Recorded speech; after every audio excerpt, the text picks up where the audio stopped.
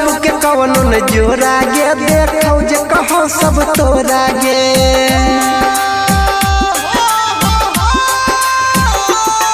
तोरा रूप के कवनो न जोरा गे, देखो जे कहो सब तोरा गे।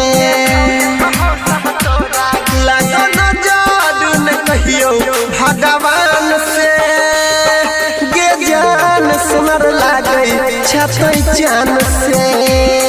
लागो न जादू न कहियो भगवान से, गे जान सुनर लागे छतई चान से। अभी आप सुन रहे हैं तेनुआही से माँ दुर्गा म्यूजिक की प्रस्तुति।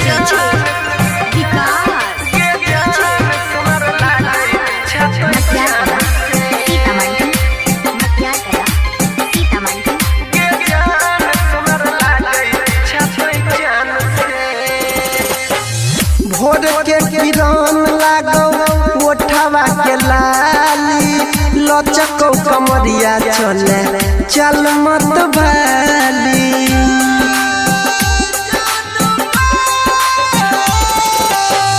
भोर के किरण लागो ओठवा के लाली, लचको कमरिया चले चल मत भाली।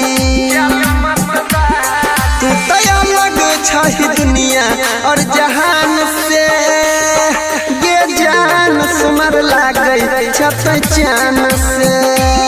लागो न जादू न कहियो भगवान से, गे जान सुमर लागे छतई चान से।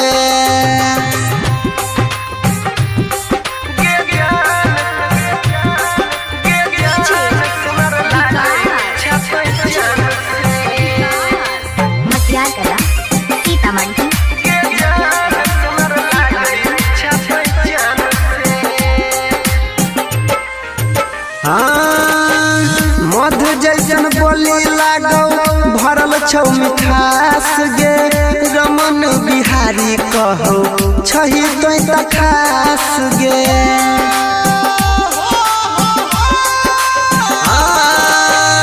मधु जैसन बोली लागो भरल छौ मिठास गे, रमन बिहारी कहो छही तो खास गे।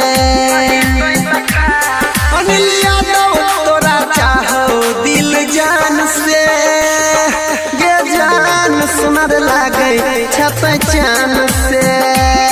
लागो न जादू न कहियो भगवान से, गे जान सुनर लागे छही चान से। प्रेजेंटेड बाय माँ दुर्गा म्यूजिक।